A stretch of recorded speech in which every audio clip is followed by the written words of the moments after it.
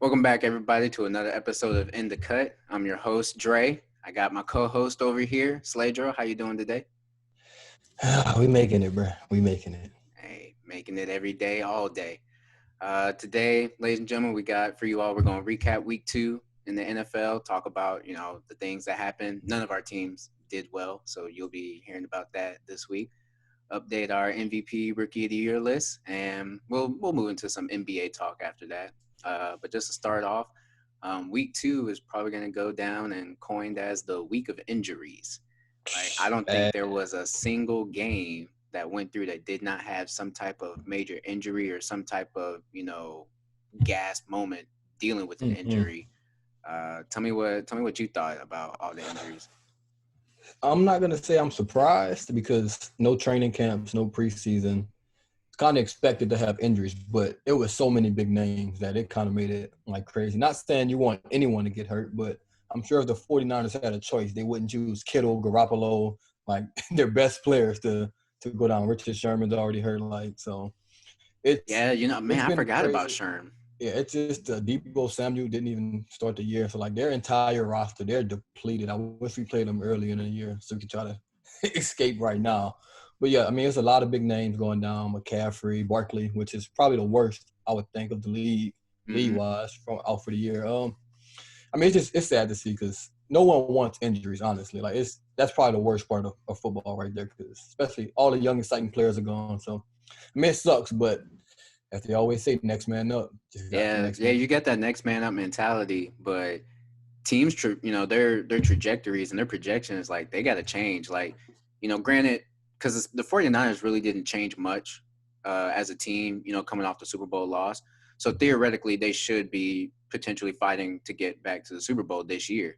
Uh, but to lose both Solomon Thomas and Nick Bosa, Also, like I didn't that's a even mention. huge hit to the D line. As you said, Sherm, and I think he's on just temporary IR. I don't think Yeah, he's three on. weeks. Three Yeah. weeks. Him and So Debo even though they'll Samuel. get him back, but still they're without him, without Garoppolo for at least like a month, I believe.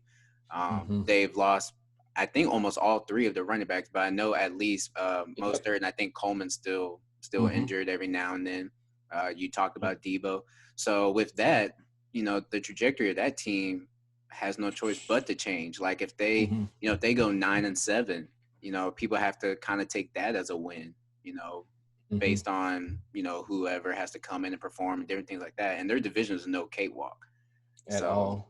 and I mean, granted, we didn't think much of the Giants, but them losing Saquon, that's their offense. Their season's Like, over. Like it's already getting prepared for the draft. Like it's already over with. Honestly, like right, they signed Devontae Freeman, but okay, like, it's not gonna do much. right. It's not Saquon. So, well wishes to all of them. I hope they all get better. Hope a lot of them can come back a lot sooner. And, for the ones that aren't going to be able to come back until next season, hopefully they can come back and, Yes. Shout perform. out to Barkley though, because he erased all his Instagram pictures and Yeah, just I put don't. one picture. He Yeah, put someone one needs picture of to check Kobe on up. his mental state. Just make sure Nah, he's in he's the right good. He just mindset. he just letting them know it's the mama mentality. He about to come back stronger. That's all that meant.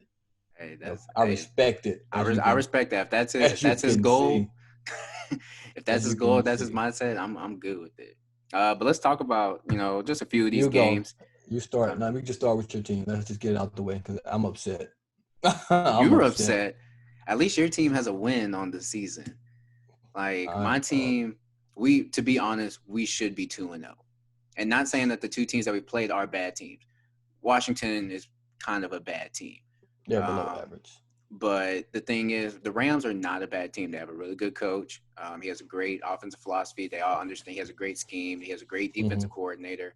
They have a great, if you don't think they have a great defense because of their They have great linebackers, they players. have great defensive players. Hmm. Uh, Now, if I told you that the Eagles, who in week 1 gave up, 6 sacks to Washington, and then against the Rams with Aaron Donald gave up 0 sacks, you would think, oh, well, they probably dominated that game. They probably won. No. No. The main problem, and even though we started the game kind of bad with Miles Sanders having that fumble, but it's his first game. He missed a lot of training camp because of his Hmm. hamstring injury and all that. So he's just knocking that Excuses. rust off. We got down in the hole early, but we came back and the score is 21-16. We're like, okay, we got a chance. And Carson throws a pick. And then Shocker.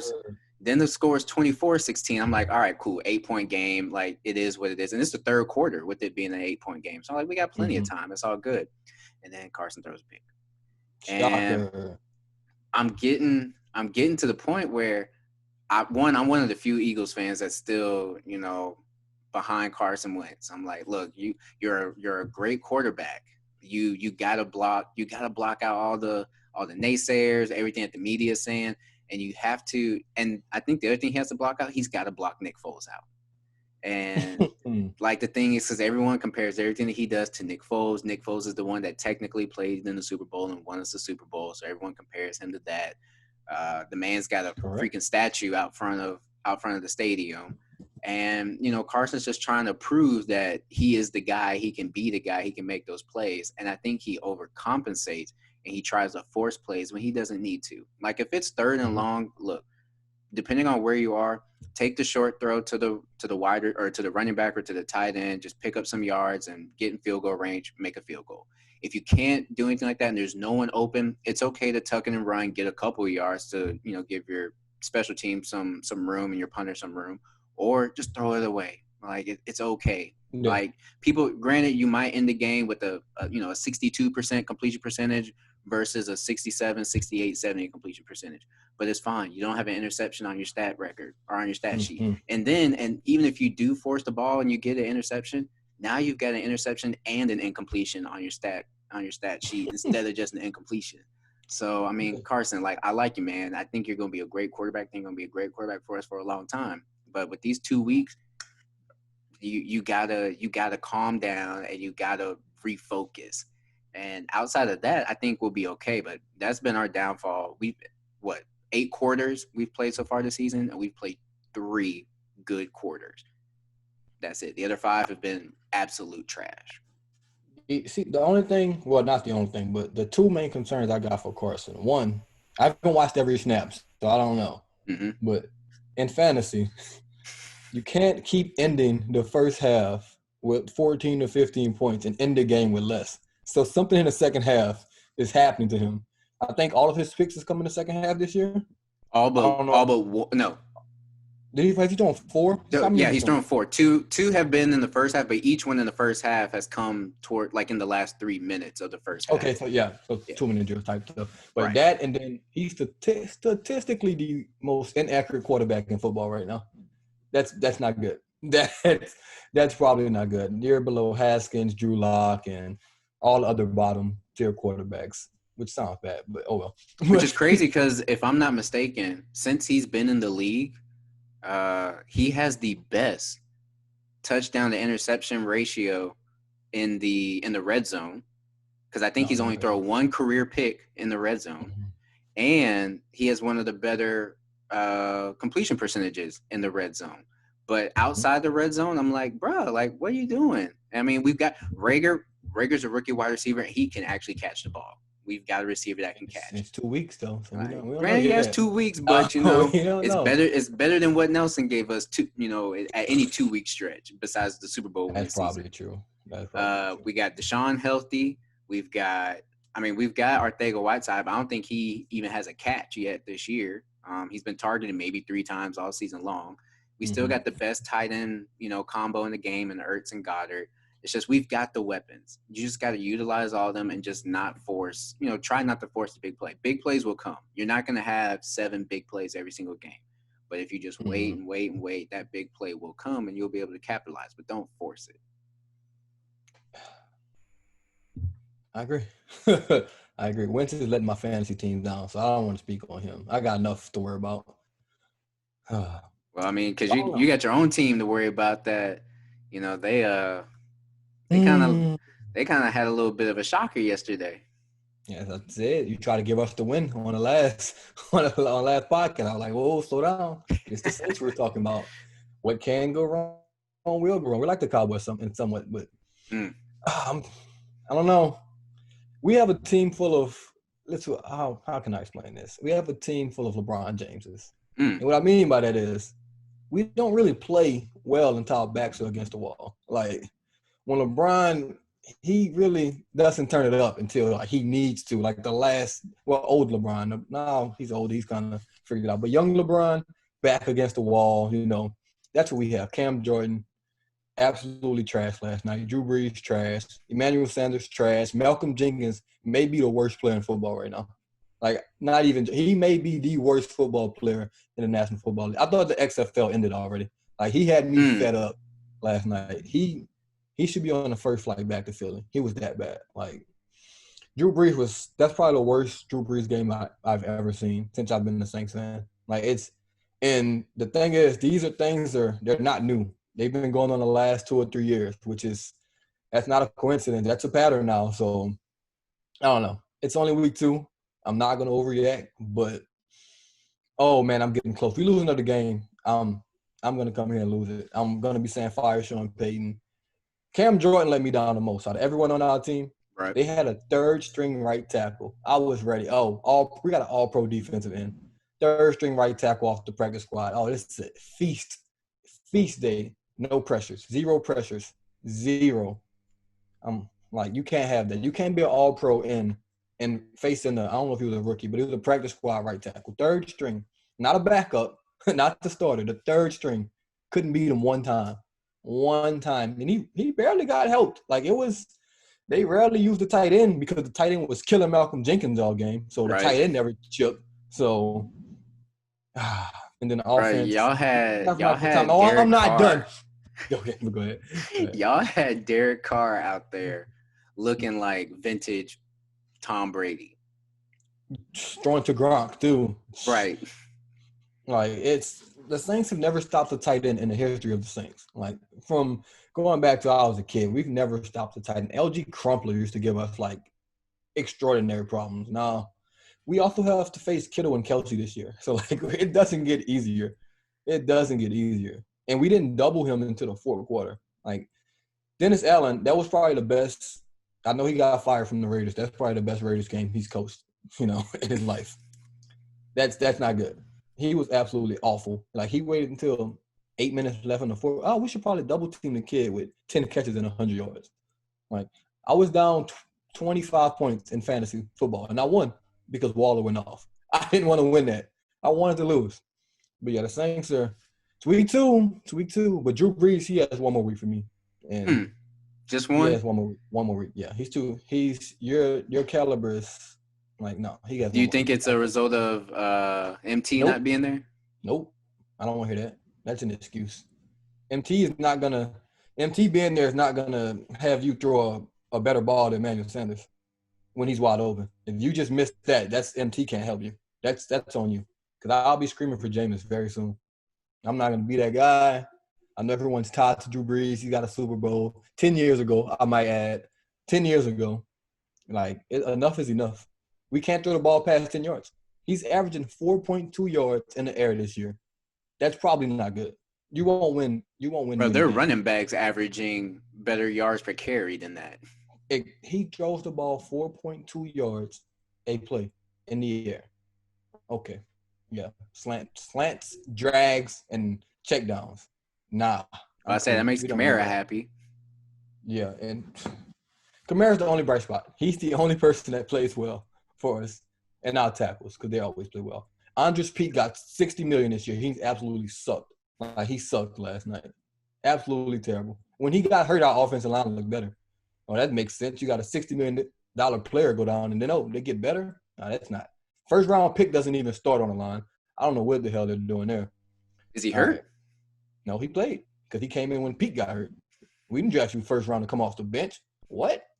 I don't know. We suck. That's all I know. We suck. We're probably not going to the playoffs. I'm thinking about tanking for Lawrence. It's come to that. I'll tank for. Just go ahead. After week 2, just go ahead and do it. Honestly, Drew Brees was better when he was MAGA Brees. I don't know. MAGA Brees was better than this Brees. I'm not saying I want MAGA Brees to come back, but Lil Brees that didn't want them kneeling. Hey man, he was a great quarterback. This new guy, he sucks. I want my quarterback back. Who y'all got? Week 3. The Packers. It's not going to get easier. Woo-hoo. We have the toughest schedule in the NFL. First of all, the NFL hates us. I don't want to run on this. We have the most penalty yards. We're on pace for NFL record in penalty yards. We have one of the toughest schedules in NFL history. And I'm not just making it up. We got Tom Brady twice. We face Aaron Rodgers. We got the 49ers again. We got Mahomes. Like they didn't cut back on our schedule. That's because Roger Goodell hates Sean Payton. So Hey, they this might is pull the Peyton hardest Manning out of schedule. retirement and throw vintage Peyton on the Like Colts and have y'all play him. we have no easy game on the schedule, and our easiest games are our division games, and everyone knows those games are never easy. So Right. yeah, the NFL hates us, so we gotta fight the refs. We gotta fight the NFL. We gotta beat everybody every week. So Jeez. hey, who better than do it than the Saints? Yeah, we got the Bengals next week, and Oh, we've got to win that game. Like the Bengals' offensive line is absolutely trash, so our D line has to feast on them. Create all kinds of pressure and confusion for Joe Burrow. Uh, AJ Green is, I mean, he's back, he's good, but I still don't think he's 100% the AJ Green of old. So no, he hasn't played in he shouldn't be almost two destroying us or years. anything like that. And the Bengals defense, it's not there. It's a game that the Eagles should win. I'm not saying we should, blow them out, but That should we be a should. 10-point game. But exactly, like that's how that game That needs to should be go, and that's how. comfortable. And with everything everyone's been saying about our team the past 2 weeks, we've got to go into that game ready to dominate, ready to destroy, and ready to show everybody that hey, we're a contender out here. Mm-hmm. But you brought it up earlier, so let's talk about this Falcons and Cowboys game Yes, sir. The only bright because spot of my week. I don't know. I If you all don't know, there are multiple of us that make tweets on our Twitter page, the SGA Twitter page, and everything. And I was one of the ones that was tweeting that Sunday, and I Mm-hmm. tweeted a tweet that said the Falcons are destroying. I'll put it in here so you can see, but just to paraphrase, it basically said that the Falcons are destroying the Cowboys right now. But the Falcons, they've had a twin, and I think at that point it's like the score is like 29-10 or something like that. Mm-hmm. But I was like, but the Falcons, they've blown a 28-3 lead before, so the Falcons will find a way to Falcon. They will. And I put hashtag glimmer of hope. And as an Eagles fan, I absolutely hated that game because the Cowboys actually came back to win that game 40-39. And I'm like, one, Julio on a trick play. Well, I won't say trick play, but out of the Wildcat formation, Mm-hmm. you actually beat the defender. Corner. I mean, you got him by a stride at least. The wide receiver threw the ball and it's right in your hands. Was it a little outstretched? Maybe by a millimeter, but nothing. Nothing for you, now Mr. when it's Future a Hall wide of Famer. receiver, Like best receiver of all time. That's what I hear every week. all the time. And we always hear best receiver in the NFL. You've got to catch that. Especially when that was a nice thrown ball from Gage, who I believe it was Gage that threw it. But Yes, that it was a was. nice thrown ball by him, and Julio just dropped it. Like the defender didn't make any type of play on it. He didn't get in his face or anything like that. That was just a drop ball by Julio. He makes that catch. I don't think the Cowboys can come back. Even if they continue scoring, the game goes the way that it goes. You put that game away. Cowboys can't come back because maybe they just can't score fast enough or score as many points in the amount of time that's left. That's number one. Number two, Falcons defense. You guys are up by 2-3 scores. You mean to tell me that y'all can't come up with a stop at all? Y'all letting Dak run into the end zone for all these touchdowns all the time? I mean, I understand that when you get up, when you get big like that, sometimes you want to play more zone because you just want to keep everything in front of you, keep everything in the field of play, let the clock run, make sure they don't get out of bounds, all that kind of stuff. I get it. But at a certain point, you still have to realize that it's the third quarter. We still need to kind of play football. It's not the fourth quarter yet. Yeah. So you've got to still play some man, still play aggressively from time to time, still switch your coverages. Like, you still have to play football. And I don't know if I want to put all down the defense. You definitely want to put down the defensive coordinator or the head coach for making that decision. And I'm just like, guys, what are y'all doing? Like, y'all got, and like I said, as an Eagles fan, I hate anything positive about the Cowboys. So, because of this win, they've got Dak out here looking like, a future MVP for this season with the way that he, brought this comeback. They talk about, he's the first quarterback in NFL history to throw for 300 yards and rush for 3 touchdowns in a game and all this kind of stuff. And I'm like, y'all, Falcons. Like, and this is the one time I'm not going to put the blame on Matt Ryan. He did his thing. Like, what more can you ask from him? Like, I can ask for more, but that's just me because I'm a hater.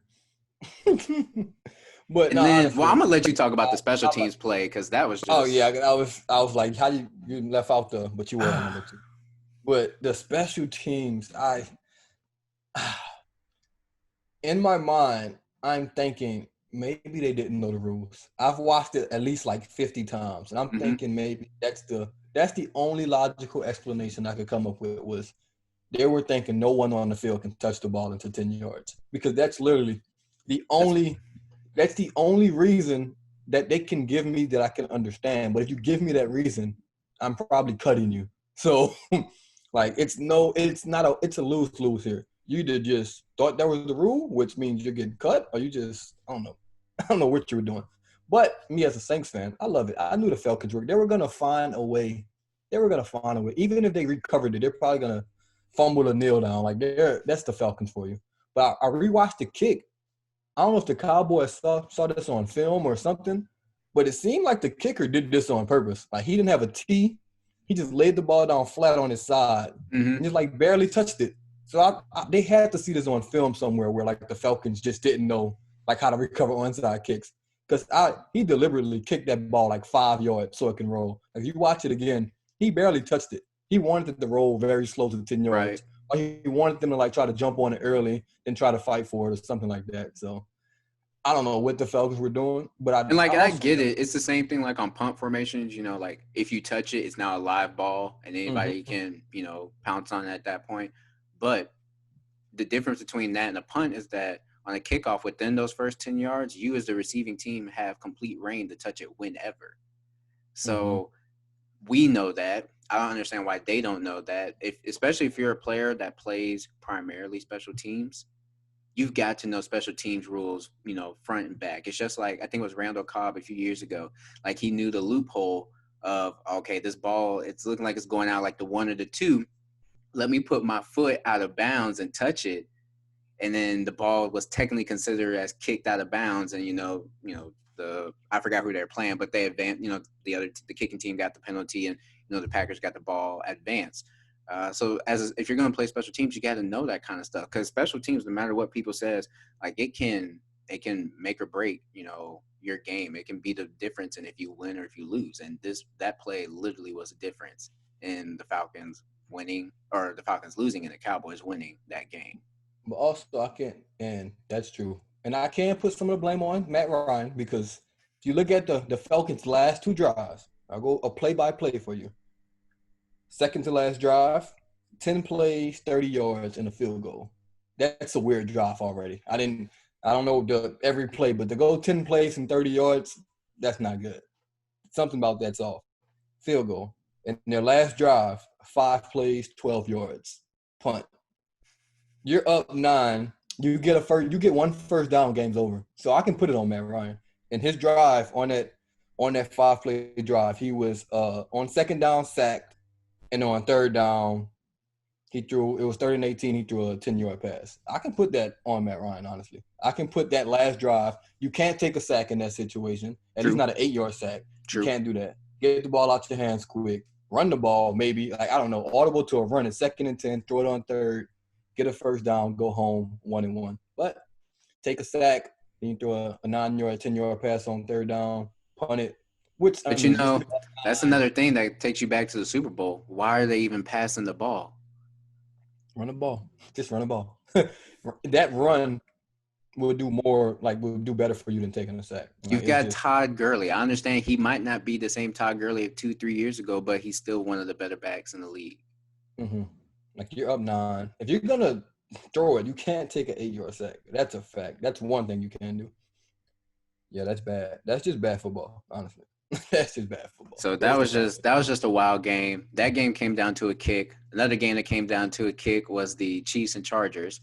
No one expected that game to go the way it went. I Granted, wouldn't say no one, but because I did. So look at it this way: the Chargers have a good defense, but they are without Derwin James in the secondary. They I don't know how, but just right before kickoff, they were without their starting quarterback. So their rookie Herbert, that's when they say, "Hey man, Tyrod's not playing, you gotta go and you gotta start. You gotta play this game. So you gotta think, all week long throughout practice, he's getting backup reps. So he's not getting as many Mm-hmm. reps definitely not the starters. So you gotta think, okay, he's about to come in here and he's definitely not going to be as polished. He's going to be kind of rusty.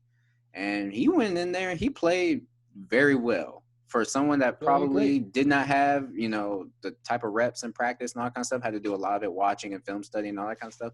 The man played great. Mm-hmm. Like I'm not gonna lie. He played as well as he could have in that situation, hmm honestly. And he utilized all his weapons. Like he it's not like he was focused on, okay, I'm in the game now. Keenan Allen's my best receiver. Let me Mm-hmm. just force the ball to Keenan Allen. Like granted, Keenan Allen had a good game, but he did spread the ball around and different things like that. So he made some good decisions.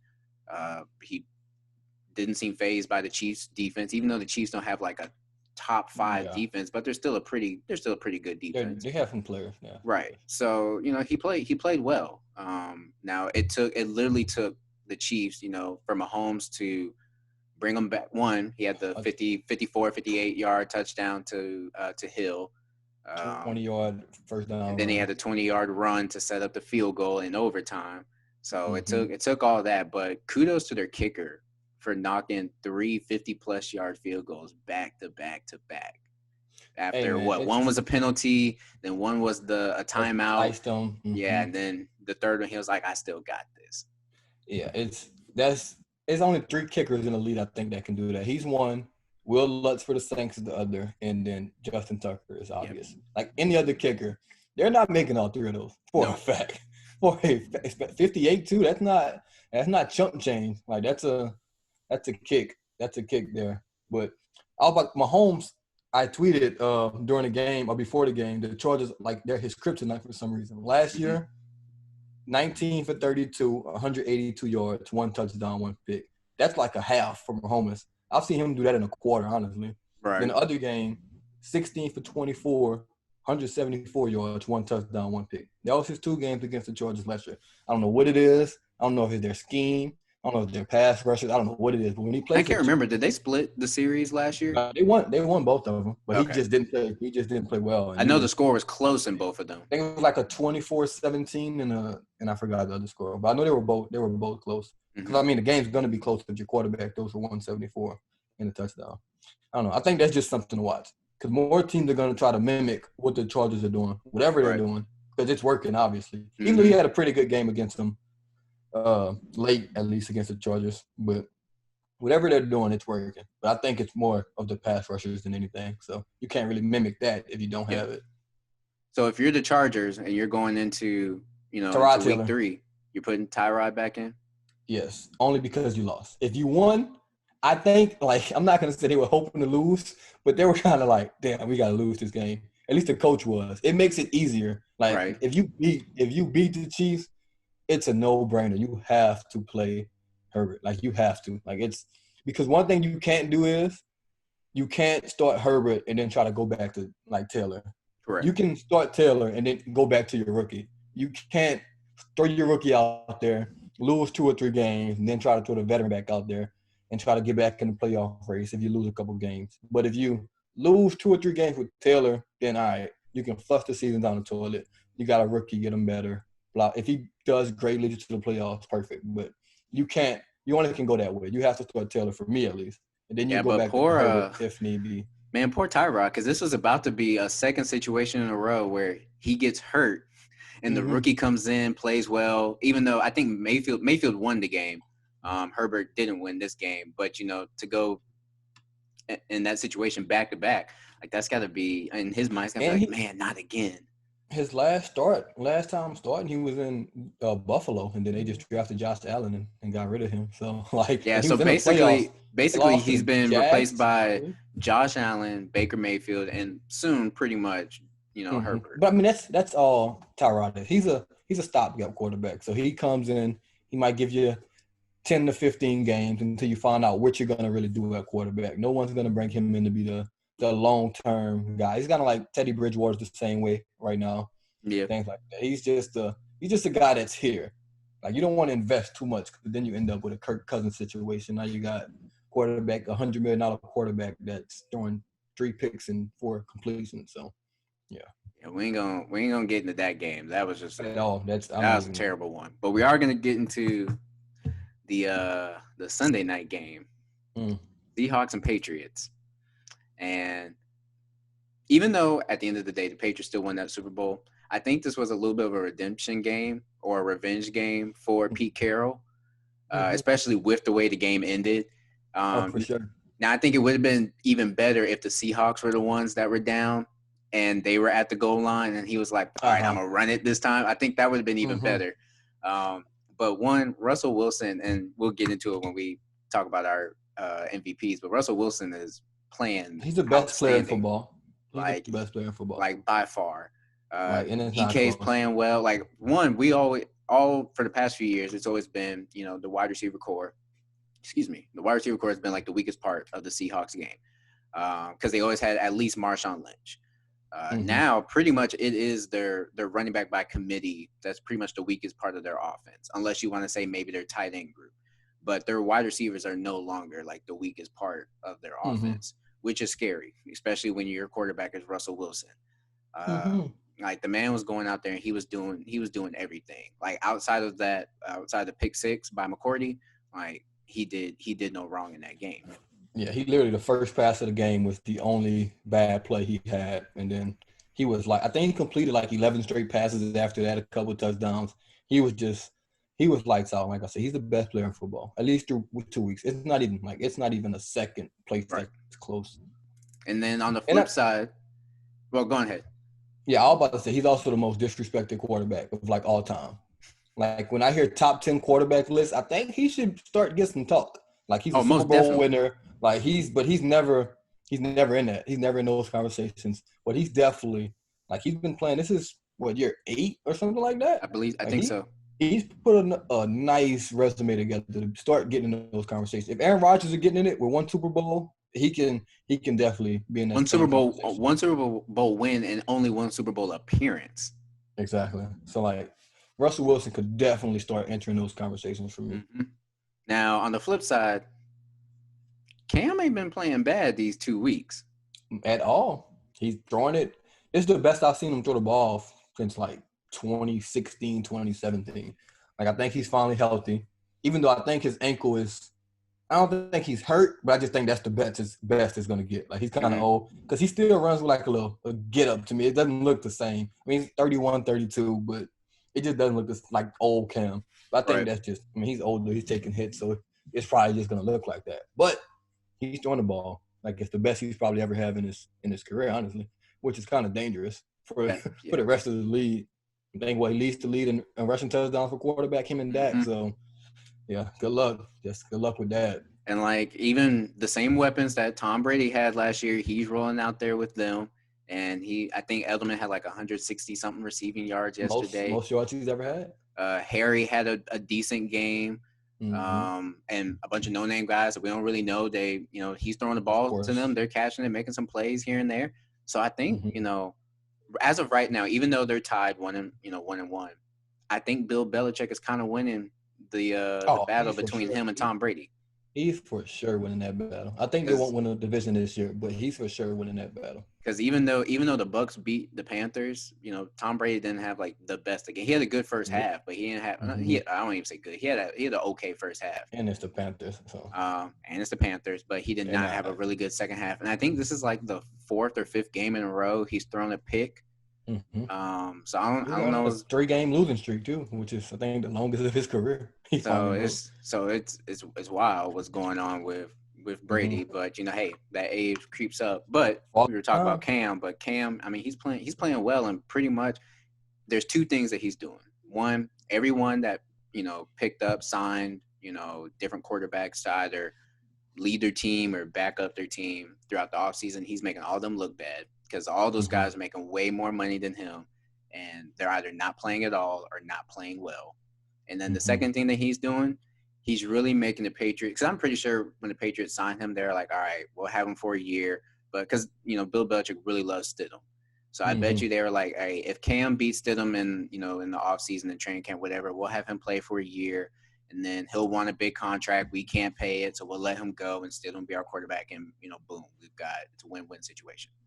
But with the way he's playing, I think the Patriots almost have no choice but to offer him a contract at the end of this year and make him their new franchise quarterback going forward. Now, It's a granted, it's little only 2 weeks. a little early for that. For me, I wouldn't say it just because I know the Patriots and I get it. I get it. It's I only don't 2 weeks. I But don't see it. if he keeps up this level of play, he's going to make that decision very hard. Oh, he's gonna make it easy. Honestly, you're gonna have to pay him. Like, it's gonna be an easy Right. decision at And that point. Either Hoyer or Stidham, one of them is just going to have to go. Now, Oh yeah, doesn't even matter. They both can go. Honestly, they're not. so, but hey, we rooting for you, Cam, and I'm not rooting for the Patriots. I I'm rooting can for finally Cam. root for Cam. I could never root for him in his entire career. One, he was at Auburn in college, couldn't root for him there. Then he was in a division playing against the Saints, so I could never. He had the Michael Vick effect. Like I could Mm-hmm. never root for Michael Vick when he played for the Falcons. Man, poor Cam, he was with Florida and Auburn, so like Yeah, like you caught no break. couldn't root for Cam at all. I rooted for Vic in Philly finally, and then I can finally root for Cam. I can stop pretending he's bad, like I always do. It's hilarious. So we talked about it a little bit with Russell Wilson, but you don't even have to recall your list last week because it could have completely changed. But who are your top three MVP candidates for MVP and Rookie of the Year? I hate that. I think my list is maybe all quarterbacks. I'm leaving Mahomes and Lamar off my list. They're not making my list because they're too obvious. Agreed. And Lamar had another tremendous game against the Texans. Like look, they're there. They're probably one of them is probably going to win it or Russell. And they play. I believe they play each other this week coming up. So that's gonna be great. Number 3 for me, Alvin Kamara, the only bright spot on the Saints team. The only guy that looks like he's worked the money he's getting paid, Alvin Kamara. I think he had like 9 catches for 95 yards. I forgot the rushing yards. He had a couple touchdowns again. I think he had 4 in a year in 2 games. He scored 2 a game. Then yeah, he won me my fantasy game. So he was our best receiver, best running back, best player yesterday. So Alvin Kamara is number 3. Number 2, I hate it, but because I gave him a lot of flack over the last years. Aaron Rodgers is still my number 2. He's been having him a year so far. He's been having a great year. Mm-hmm. I'm not gonna say too many nice things about him because we gotta play him this week. But yeah, he's my number 2. Number 1, I think we already discussed him enough. Russell Wilson. That's just best player in football right now. I think he's playing better than Mahomes and Lamar. Honestly, obviously, okay. I'll take Mahomes over him. Mm-hmm. And maybe Lamar, but he's playing better than any quarterback in the NFL right now. And yeah, that's my top 3 for MVP. Week 2. So I think, but we're exactly the same in our 1 and 2, with Rodgers or Wilson and Rodgers respectively. For number 3 though, I don't have Kamara. Mainly it's because the Saints are 1-1, even though the record isn't necessarily too much of a deal when it comes to the running back. But the person who I have as number 3 is no one. Who? No one. Oh, no one. I was like, who? Like Wilson and Rodgers have played that well that as of right now, I don't even see a dark horse candidate out, like as you say, outside of Lamar and Patrick Mahomes, who are leaving off this list, for right now for the time being. I don't see anybody else coming up, and doing anything. I would have loved to say Christian McCaffrey at this point because he had, I believe, 2 touchdowns, but then he got hurt. So he's going to be out for the next 4 to 6 weeks. That pretty much ends any chance that he had at winning MVP. So he would have definitely gotten my vote. I know last week I said Dalvin Cook. He didn't have the best of games against the Colts, but the Vikings were down, the entire game pretty much. So they had no choice but to try and throw, even though Kirk Cousins wasn't completing the thing until the 4th quarter. I can still throw – I'm not going to throw Wentz in there, but if Wentz turns the season around for us, like that's the only possible way. But with the way he's been playing, like it's not going. Now, if we can start force-feeding Miles Sanders can be like that Christian McCaffrey, Camaro type because he is a runner and a receiver, and we're moving away from this, running back by committee type situation. But in complete honesty and, in all fairness, it's really just Wilson and Rodgers right now. I don't see Yep. anybody else, What obviously about outside of Lamar and Mahomes. what about your rookies? So for rookies, Joe Burrow has moved to the number one spot. Even though they lost to the Browns, Mm-hmm. he still played well. Mm-hmm. Like I He's believe he's I good. think they He's lost the real game good. 35-30, but they still came back and they still had a chance to even almost Mm-hmm. win that game. He's played well these first 2 weeks, like absolutely well. He's everything is advertised as the number one pick. The way that he played, his last year at LSU and everything, he has nowhere near the weapons in Cincinnati that he had at LSU. But Nope. it doesn't seem like it's affecting his game, I which is the. honestly think, not to interrupt you, but if Are you you good? replace LSU weapons with Cincinnati's like this year, that Mm-hmm. he'll have better weapons. Yep. Like even their juniors in college and Clyde, like I think he has better weapons now. Mm-hmm. Like Because it's that. that was my only worry. My only worry was that okay, look how many potential first, second round, players he has on offense. Look at his Mm-hmm. defense that he has around him. He has no choice but to play well. So I was almost like, is he a product of the system and a product of Mm-hmm. the players around him? Granted, when you're in the SEC, you're gonna play a lot of bad teams. But when it comes time, crunch time in the SEC championship and in the national championship game, or in the playoffs, I should say, you're gonna play some good teams, and he performed well against all of them. So that was my only worry, but he's got okay talent and he's still performing well. So I believe unless something crazy happens, I don't even care what the Bengals record is at the end of this year. I think he's going to win Rookie of the Year. Yeah. Someone has to play tremendous, and when it's Mm-hmm. hard for a quarterback to lose that award, Yep. but I don't see anybody playing tremendous to the point that they take that award away from him. I know last week I had wide receivers on this list, like just a wide receiver class, and they got knocked off this week. Like the wide receiver class got knocked down this week. Really, CJ Henderson's playing well with the Jags, and I understand he's for a corner to win Rookie of the Year. That's probably not going to happen, but he's playing Impossible. well, and he had a lot of question marks coming into the league, out of Florida. Mm-hmm. So, but he's playing well, and then really, I don't really have a third right now. I'm just gonna be completely honest. I don't see, it's still early. Some rookies haven't gotten playing time. Some haven't gotten enough. Uh, I just see Henderson and Burrow. Herbert had a great week, but it's his only action.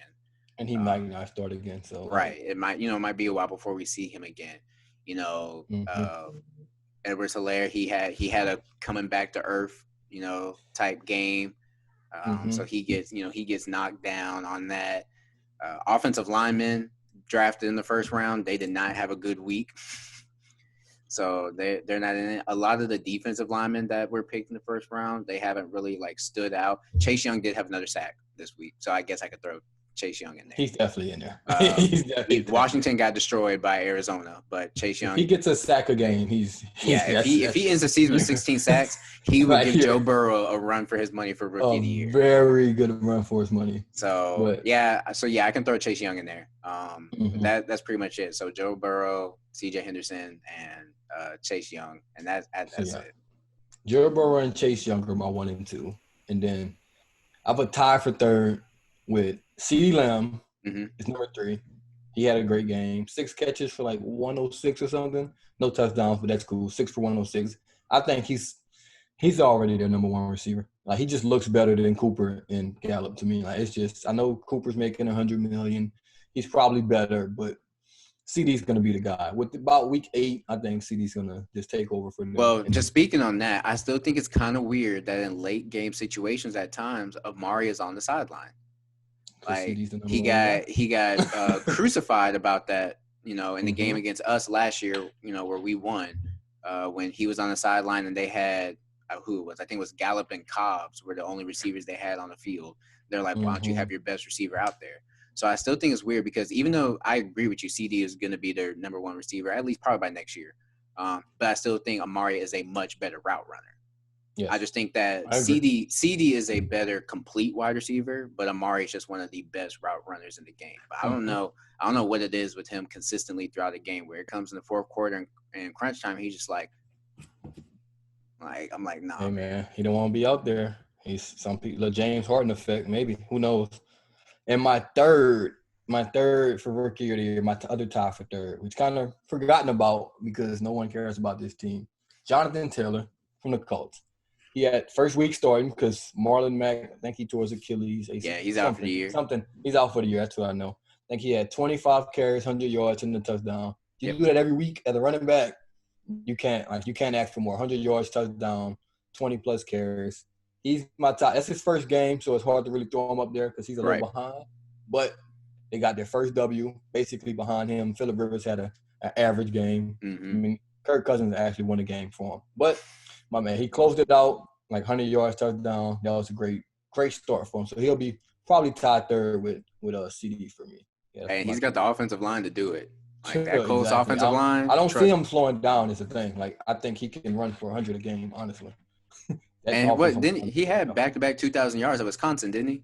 Yes, everyone has. If you go to But Wisconsin, yeah, you're it's gonna have Wisconsin. 2,000. You're gonna have 2,000 yards. It's just that's just how it goes over there. So I mean, I can definitely agree with you on Taylor being on that list. But like we said, we got to see more. It's only Yeah, week it's 2, 1 week. Hmm. so we'll see what happens. Hmm. Now before we close out, we got to talk since both of our teams are in the playoffs, and We it's are. crunch time. It's the conference finals. Right now at the time of this recording, the Lakers are game's probably about to tip off just right about now if it hasn't already. Yeah, it's Uh, 22-20. Nuggets are up to right now. okay, but it's just the first Nothing quarter. crazy. Yeah, first quarter. So, so the Lakers are up 2-0 right now. The Celtics are down 2-1, but they just won game 3. We had that crazy, I don't know what you want to call it, an altercation, fight, argument, whatever, after game 2 where Marcus Smart's yelling, throwing stuff, and all these reports and everything's coming out. Everyone's like, what's going on with the Celtics? Are they imploding? Are they crumbling? And we come back and we dominate in Hmm. game 3. And that's what we have to do. I'm a firm believer. One, I didn't think we were going to sweep the Heat at all. Did I I don't think think we were no. going to lose Yeah. the first 2 games? No, I did not. But I said Celtics in 6. So granted, that means we have to win these next 3 games for us to win in 6. But I knew it was going to be a tough series. But I still think we're the better team. It's good that Hayward's back. So that just gives us It's great, another. and I think it's better that he's coming off the bench as well. Hmm, Because your bench is absolutely horrific, honestly. yes, We're talking like playoff basketball. A bunch of those guys don't need to. it's not a playoff basketball Like bench. it's bad. Like it's real, it's real bad. But I Like, like how Brad does it because he always have at least two of the key guys on the court where you can make it work. Like he's mm-hmm, never gonna just sit Kimba, Tatum, Brown all at the same time. Like one of right. them they're gonna be on the court, so he makes Like it he work. realizes it and he knows, all right, I'm not gonna throw like Mm-hmm. my entire playoff bench out there. Like he Mm-hmm. gets it, but the bad effect of that is you have to have someone like Tatum play 40 minutes a game, or someone like Mm-hmm. Brown has to play 40 minutes a game, or Kimba's got to play 40, 41, 42 minutes a game. So with And Hayward especially being those. back, that Mhm. it's a great thing for them. They can play just a little bit less just to conserve some energy. Like even if one of those guys have a bad game, you can't really look to the bench and like, oh, well, he's gonna come in and help us. Like even though Right. the Clippers are out, like, oh, Lil Will's gonna come in and do this trash, or even with the Heat, Tyler Hero's been coming in, been Mm-hmm. playing well. So it's like Celtics really don't have that. If their starters aren't getting it done, it just wasn't it. But Exactly. now that Hayward's coming off the bench, that kind of gives somebody a little leeway if they're having a bad game where he can come in, step up, give you 15 or whatever he gives you. And the So, best thing about it is that Hayward he can do whatever. So like if Kimba's having a bad game or if he gets into early foul trouble, then all right, Hayward can come in and he can, control the offense. He can lead the offense. If one mm-hmm. of our scorers just isn't playing well, like if Tatum's having a bad game or Brown's having a bad game, he can come in and like you said, give us 15 to 20 points depending on how because the only thing that's shaky about his game is just his consistent 3-point shooting. But outside of that, he can get you 15 to 20. And That's why I then say Hayward's not great at anything, but he's good at everything. right. So I love players like that personally. Like, all right, you might not be Steph Curry, you might not can't pass like Rondo or whatever, but you're not. If we pass you the ball, you're just not lost on the court. Some players can't dribble, some Right. players can't shoot, some players can't pass. He can do it all. So I just love players like that in general. So if we can keep that going, and he's already said that because I remember early in the bubble he said that like if his wife went into labor he was gonna leave and go be there, but he came out and he said, look, when my wife goes into labor, I'm here. Which shows to me FaceTime. that because I'm a family man. I get it. If I was on the team and my teammate was like, hey, my wife's having a baby, I'm not Mm-hmm. gonna hold it against him, especially in a situation where he can't be home. I think Like I'm not gonna hold it against him if he wanted to leave to go be there. But this shows me that he's dedicated and he's here to win. Like I he's know he like, was look, I'm hoping it was gonna be earlier, honestly. While he was kind of still hurt. yeah, Because a 4-day quarantine now, with your plan like this, the series may be over when you get back. right, Like it's a mandatory 4-day if you leave with a permission or whatever, excused mm-hmm, absence, mandatory 4 days. And they're playing every other day. So that's 2 games. You're down 2 already. Like that's 2 L's and you can just stay home. So yeah, right. it's not sorry. I was there for the other So 3. he's back. He's dedicated. He's focused. So I think we'll be good. We play tomorrow. So I think we'll Mhm. hopefully keep the momentum going and keep the series going and be the representative for the East. And then we've got on the West side, the Lakers, they dominated game one, like no Mm. contest. But game two, that Mhm. if you haven't watched the SGA podcast yet, uh, we opened it up with Aaron watching the game and us going play by play about what was happening and everything like that. And we all know Mhm. AD hit that shot, but man, there were some questionable decisions going on with the Lakers at the end of that game. Hey man, I'm not gonna kill him, man, because I've pieced it up with LeBron and LeBron fans. I'm on their good side right now when he's with the Lakers, so I'll leave that at that. But the one thing I do have to say about the game is Anthony Davis right now is the best player in the world, and I'm sticking to it. I don't think Okay, no one's playing better than him. Offense, defense, like he's shooting it well, he's passing well, he's defending. He's always defending at a high level, but it's not a player in basketball playing better than him. Which I mean, he's 27, makes sense. He's entering his prime, mm-hmm. and I'm not thinking too far ahead, but I want the Celtics to play the Lakers just because it's gonna be like, who was right?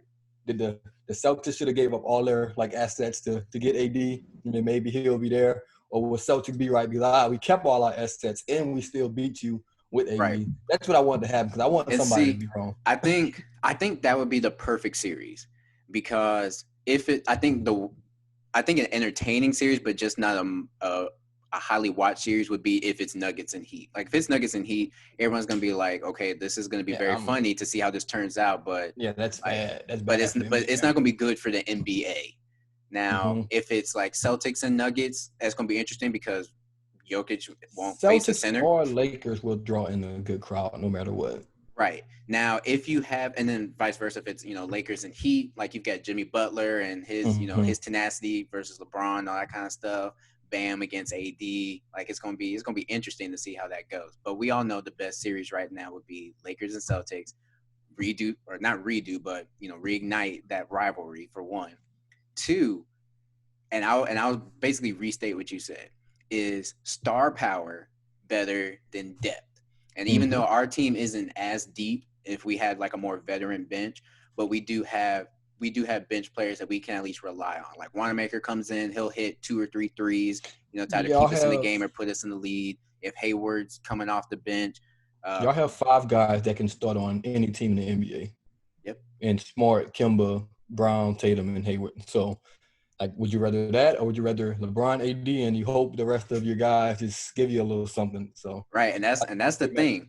So I would love to see that series. Obviously, I would want us to win. Obviously, you would want you all to in the win. storylines, like But it's the last time they played Kobe and this and like it's the storylines are gonna be ESPN's gonna eat that up. you Like, know, they're I did gonna eat not. that up. I didn't even realize that the last time that Kobe won his championship, he beat Mm-hmm. he beat us. That's the last time both teams went to the finals. Like it's Hmm. just the storylines. It's almost feel like it's rigged. It's like almost like it's gonna happen. Like it just almost feel like the NBA wants it. I know they do. Which means I'm actually now dreading that because I kind of now see what the outcome's going to be. It's going to be a 7 game Mm-hmm. series. It's going to come Mm-hmm. You know down what's to, happening. it's going to be 1 or 2 point game with just a couple seconds on the clock. Lakers got the Mm-hmm. ball. Like I'm just And like, it's gonna oh my hurt. And gosh. then the best player in the world is gonna yell Kobe as he hits a game-winning 3 again. Oh, so And then Caruso's going to hit that shot? oh, no, not Caruso. Oh God, no. AD is gonna hit that shot. I didn't say best player of all time. That's Caruso. So, all right. So I No. guess we're kind of in consensus Oh, on but we just come want to on. The see our one teams playing thing, one another. the one thing I don't like about the Lakers right now is Dwight Howard. He needs to relax. He's after AD hit the shot, he's screaming, go home" to the Nuggets bench. Like, relax. We saw Marcus Morris tell Millsap, get ready to pack your bags and leave or whatever. And then they came back from 3-1. Then he's talking to Jokic. He's talking too much trash to Jokic. That man is good, yeah. Don't let the He had a great like game. international nonsense fool you, because at the end of one right now, he has 11, 4, and 2. So, like, leave him alone. Like, he's good enough to, like, respond to your nonsense. The White is And not you got to online. think the Nuggets lost that game by what 1, 2 points, and Off a game-winning shot. and Off a bad Murray switch. and Jokic were the only starters that played well, and then it was Murray, Jokic, and Porter And were the only Jokic. players in double figures. And Jokic didn't play well until the fourth. So, like, he didn't even start off the game great. He just turned So it up in the fourth quarter. But obviously, and it's like I put in I'm the a group, big Jokic fan too. So the Nuggets have the Lakers right where they want them. that's why I say we have to sweep them. I don't want to go up 3-1. Nope. Sweep. Or let it be 2-2 or sweep. Or I don't want it. I don't want 3-1. Nope. I do not want 3-1. Because they do it again, then yeah, I don't know. It's rigged. If they go 3 rounds in a row of coming back from a 3-1 deficit, they're trying to play the maximum amount of games. What if they go 7-7-7-7? Like, that'll have to be the greatest playoff run of all time. And then, I don't think it's going to get there. And we can say this because I just saw a report about it today. So I know on the SJ podcast, we said that the NBA season is supposed to start again around Christmas time. Yeah. Now, Adam Silver came out today, and he said that he doesn't expect the season to start before January. Which makes sense. Which also means I think they're going to be shooting for fans. I think they're going to be a non-bubble, so they're just trying to wait longer and longer and longer. It's going to be it's not a politics podcast, but it's going to be a new election cycle. So it's going to be like, it's really going to be hard because if Trump loses, there's going to be so many different like policies I feel like put in place for COVID. So like, you don't want to start right when that's going to be, even though, you know what, don't leave until January-ish, the president. So like, I feel like they're going to try to start right around that time to see what's going on. Because you don't want to start like your season doing this and that. In November, and something December, changes and in the middle. A president comes in and changes everything. You're like, you can't even play basketball anymore. So, like, yeah, I think they're just gonna wait until the election, honestly. Yeah, and I think that's kind of smart for the league. So what we'll probably looking at maybe a 60-game schedule, maybe, and that's just depending on what they end up doing schedule-wise. Generous. That's super generous. I think they may do like a 55. Well, that's basically 60. But I think it'll be a 50-game schedule, which is also I think LeBron's going to be hurt again because now he's losing. He lost about 20 this year, maybe about 30 next year. And even in the ones that in the 8 or 10 that they played regular season in the bubble, like the Lakers didn't play the best. And LeBron didn't play well either. Right. So, but I know he's chasing Kareem with the all-time points, and you're just losing games, and your promise. I mean, he still played well this year, but your promise is coming closer and closer. And if AD keeps playing like this consistently, like he's automatically going to be your number one option going forward. Like it's just. He already is the number one option, honestly. But I think he needs to average like 25.5 points for 4 years to break Kareem's record. And like the games are just he's losing games because while you can average 27 and give yourself leeway, he's just losing those games. So like, I know he doesn't really care, but he definitely cares. Like he doesn't care, but he definitely cares. He won't say that he cares. He won't say that he cares, but he wants it. But his fans most definitely care.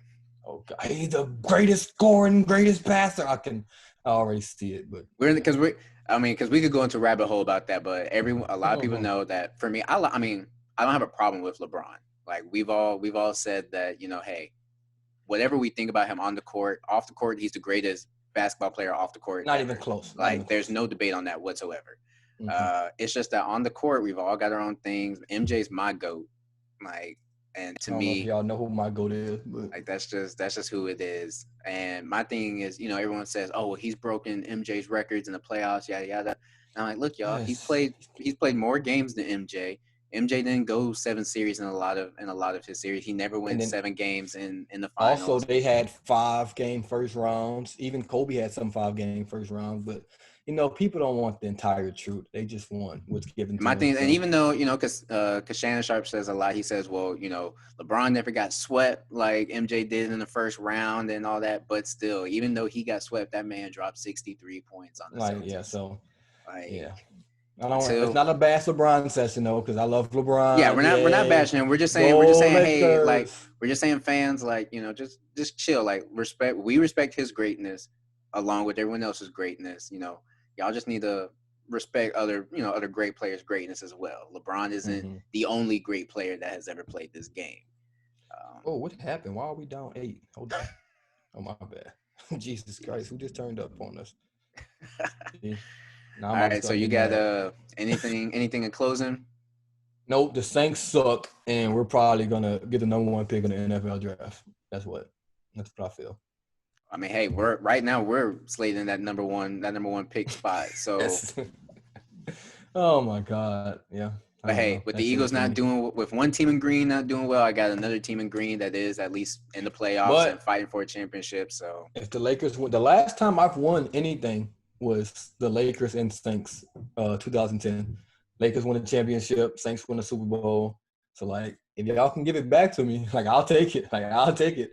It happened the last time I won anything. It was the same year. So, and we played the Nuggets in the Western Conference Finals. I mean, if y'all trying this to give it this to season is us, just y'all way trying too this season is way too storybook for you all. Like this is Yep, literally a it's 30 it's for almost 30 like. right now. Mm-hmm, mm-hmm, I mean, I mm-hmm. can just see the writing on the wall, but Yeah, I think they're gonna give it to us, honestly. all right, we appreciate you guys for tuning in for us for our In the second cut, episode of In the Cut. That's the we didn't have a name, episode 1, but after talking through the group and everything, hey, In the Cut is what we're going with. and it's So copyrighted, so don't try to steal our name. that's right. So we thank you guys for tuning in. Once again, I'm Dre. That's Sladro. Slay Dro, We'll catch y'all next week. you're